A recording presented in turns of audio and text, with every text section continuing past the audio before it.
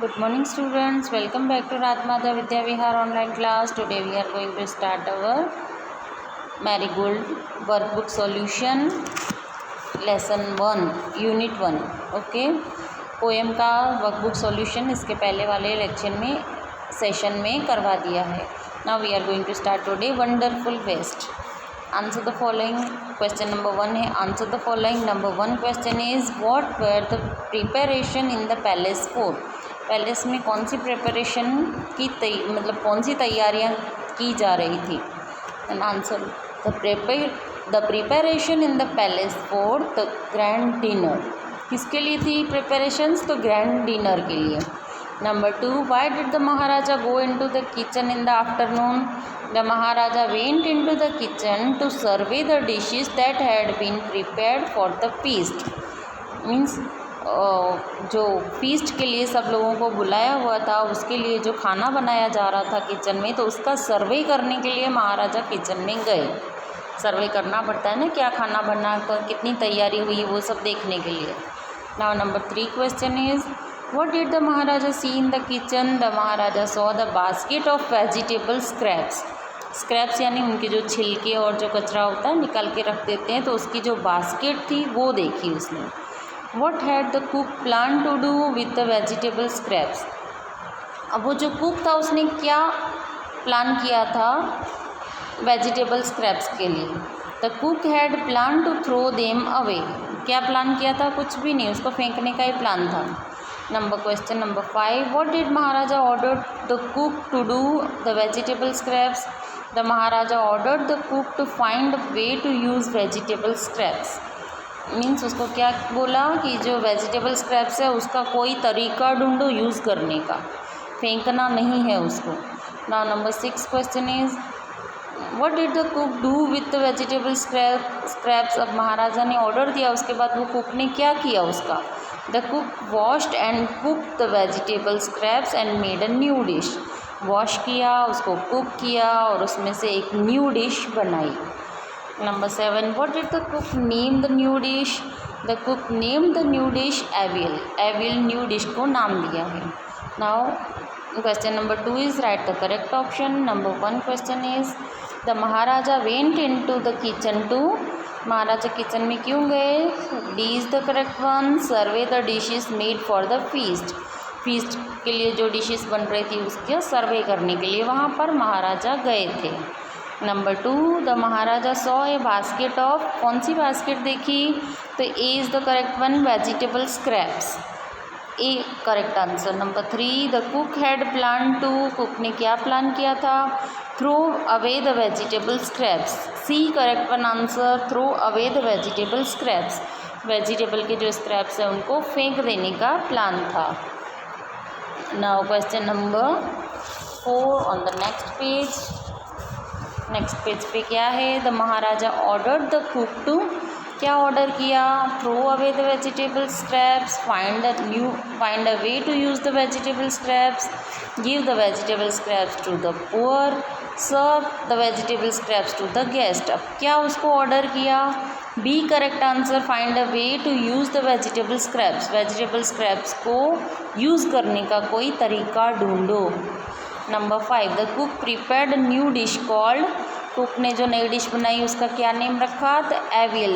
AVL spelling आप ध्यान रखना, अवेल भी लिखा है और एवियल भी लिखा है, तो आपको एवियल न्यू डिश का नेम लिखा है. A is the correct answer. Now state the whether the following are true और फॉल्स. ट्रू हैं कि फॉल्स हैं. The king had ordered a dinner in the palace. Palace में डिनर का ऑर्डर किया, तो yes this one is correct answer, true. Number 2 is no one had heard of और tasted avial before. Avial इसके पहले किसी ने भी टेस्ट नहीं किया था, ट्रू, क्योंकि वो फर्स्ट टाइम स्क्रैप्स में से बना हुआ था. Number 3 the cook had plan to make another dish using the vegetable scraps. Cook ने न्यू डिश कोई बनाई उस वेजिटेबल स्क्रैप को यूज़ करके. मतलब पहले से ही उसका प्लान था न्यू डिश बनाने का, तो पहले से प्लान नहीं था, महाराजा का ऑर्डर है उसके बाद प्लान बना. So this one is false answer. Number 4 write the meanings of the words. Meanings लिखनी है हमको. First is grand. तो ग्रैंड का मीनिंग होता है लार्ज और magnificent. Number 2 is to survey, survey का मीनिंग होता है to observe, to study of opinion, means to observe करना, अच्छे से ऑब्जर्व करना, या तो जो सब लोग ओपिनियन देते हैं उसको स्टडी करना। Number 3 is to command, to order. Number 4 is sternly, sternly यानी स्ट्रिक्टली, महाराजा ने ऑर्डर दिया था ना, strictly. Number 5 in a fix, fix means एकदम खड़े हो जाना एक जगह पे। A hard situation to escape from, ऐसी हार्ड सिचुएशन जिसमें से बाहर ही नहीं निकल सकते। उसके बाद है number 6 to stare, stare means to look at someone for a long time, घूरना जोर से बोलते हैं ना, एक ही पर्सन को, एक ही मतलब to look at someone for a long time के लिए एक ही पर्सन को देखते रहना, उसको बोलते हैं घूरना, to stare. Number 7 tempting, refreshing या एंटिसिंग, इनवाइटिंग, तो इसको बोलते हैं tempting. Now number 8 is eager, curious. Number 9 is come to one's mind, to be remembered. Okay, तो ये हो गई हमारी मीनिंग्स। उसके बाद है ये बम्बू करी। बम्बू करी के लिए सबसे पहले तो आप अपना टेक्स्ट बुक ओपन करोगे तो उसमें उसका पैराग्राफ दिया हुआ है, पैराग्राफ में आपको एक्सप्लेन किया था ऑनलाइन लेक्चर में, उसके अभी यहाँ पर हमको क्वेश्चन है, उनके आंसर्स फिल करने हैं। ओके, अब वो स्टोरी तो आपको शॉर्टली मैं बता दूँ, आपको याद होगी कि एक लेडी थी, उसके घर में उसका दामाद आया था खाने के लिए, तो उसने जो डिश बनाई थी वो उसको बहुत अच्छी लगी, तो वो दामाद ने उनसे पूछा अपनी मदर इन लॉ से कि ये कौन सी डिश बनाई है, किस में से बनाई है, तो उसने डोर की तरफ पॉइंट आउट किया, पर उसका एक्चुअल पॉइंट आउट था डोर के बाहर जो प्लांट्स थे उसकी तरफ, पर उसने क्या समझा कि ये जो बम्बू डोर है ना उसमें से उसने कड़ी बनाई है, और ये डिश तो बहुत अच्छी है, बम्बू डिश, और बम्बू करी, बम्बू डोर में से बनाई हुई डिश बम्बू कड़ी बहुत अच्छी है। तो उसने क्या किया, हमारा जो विलेज है वहाँ तो बम्बूज मिलते नहीं है, इसके लिए उसने क्या किया, वो अपनी मदर इन लॉ का डोर ही तोड़ के साथ में लेके गया और अपनी वाइफ को बोला कि इसमें से डिश बनाओ, तुम्हारी मम्मी ने कितनी अच्छी डिश बनाई थी, ऐसी सेम डिश मुझे बना के दो। तब उसकी वाइफ भी एकदम स्ट्रेंज हो गई कि इसमें से तो कैसे डिश बन सकती है, वुड तो हम कैसे खा सकते हैं। तो बोले तुझे नहीं आता, चल मैं हेल्प करता हूँ, उसको कटिंग करके देता हूँ। फिर वो डोर के छोटे छोटे पीसेस कट करके दिए, फिर उनको बॉईल किया बहुत देर तक बॉईल किया। उसके बाद फिर टेस्ट किया तो लेकिन वो तो एकदम हार्ड ही था, तो बोले ये तो सॉफ्ट हो ही नहीं रहा है। फिर वापस उसको और बॉईल किया, लेकिन फिर भी सॉफ्ट नहीं हो पाया, तो वो स्ट्रेंज हो गए कि क्यों ऐसा हुआ। फिर उसकी मदर इन लॉ से पूछा कि ऐसा क्यों हो रहा है, हमारे तो डिश बन ही नहीं रही है। तो वो हंसने लगे कि ये जो डिश थी वो बैम्बू डोर से नहीं, जो प्लांट आता है उसमें से बनाई है। ओके, चलो अभी देखते हैं इसके question answers. Number 1, the bridegroom left with the door of his in laws house because, वो डोर तोड़ के क्यों गया उसका, it was made of bamboo and there was no bamboo in his village, उनके विलेज में बम्बू नहीं मिलते थे और वो जो डोर था वो बम्बू का बना हुआ था। The bridegroom was unable to have bamboo curry in the end because, last में उसको बम्बू कड़ी मिली नहीं, क्यों नहीं मिली, it was made from bamboo shoot and not from the bamboo door, bamboo door में से नहीं बनी हुई थी कड़ी, किस में से बनी हुई थी, बैम्बू शूट में से। वो एक प्लांट था जो डोर के बाहर प्लांट वो पॉइंट आउट किया था, लेकिन उसने बैम्बू डोर समझा। Right the meaning of the word delicious, तो उसका टेस्टी। टू चॉप, तो उसका आएगा टू कट। कपल, तो pair. Two people who are married each other, एक दूसरे से मैरिज करते हैं वो कपल बन जाते हैं। फुलिशनेस, तो सेंसलेस या स्टूपिड। ओके, चलो अभी नेक्स्ट पेज पे देखते हैं ग्रामर पोर्शन। ग्रामर पोर्शन में सबसे पहले राइमिंग वर्ड्स। स्ट्रीट, तो उसका फीट, मीट। ब्लेज, तो maze, amaze. Mound, pound, sound. Drink, sink, pink. Brick, तो चिक, केक। अब उसके बाद है write at least 5 words with the Z sounds, Z sound के 5 वर्ड्स हमको लिखने हैं, तो wise, please, breeze, blaze, amaze. Okay, write what you like to do in summer, summer में हमको क्या करना अच्छा लगता है। तो number 1 is I like to play in the garden, I like to eat ice cream, I like to swim in the pond, I like to sit under the tree in the cool shade, I like to drink cold drinks and lassi etcetera. Okay, चलो अब next है write what you like to do in a winter, winter में क्या अच्छा लगता है, तो I like to drink hot tea and coffee, I like to wear woolen clothes. I like to sit around the fire. I like to eat hot things. I like to sleep inside the blanket. Blanket के अंदर जाके सो जाना बहुत अच्छा लगता है। चलो अब नेक्स्ट क्वेश्चन है, underline the adjectives in the sentences. Sentences में जो एडजेक्टिव हो उनको अंडरलाइन करना है। Number 1 is the big red kite flew in the blue sky. Big red blue, ये तीन को अंडरलाइन करेंगे। नेक्स्ट है we wear light cotton clothes on a hot day. अब इसमें आएगा adjective light, cotton, hot. Number 3 is there are 2 pencils in the small box. 2 and small, ये दो हैं adjective. The old man looked at the cute little boy. Old, cute, little, ये तीन हो गए adjectives.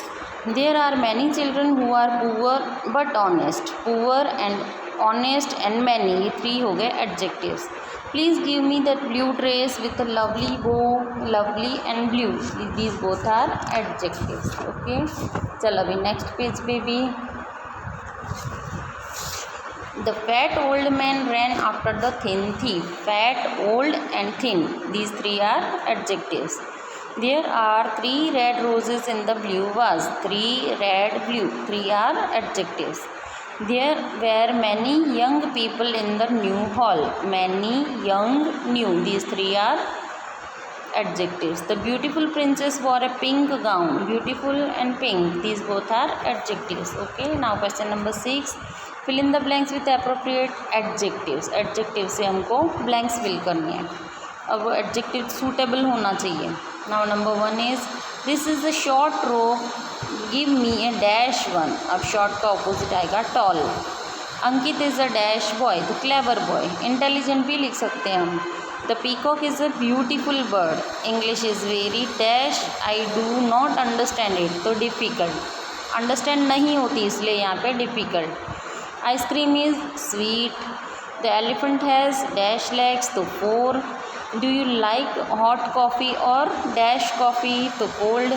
Nisha is a dash girl, तो pretty girl। The teacher scolded the dash boys, naughty boys।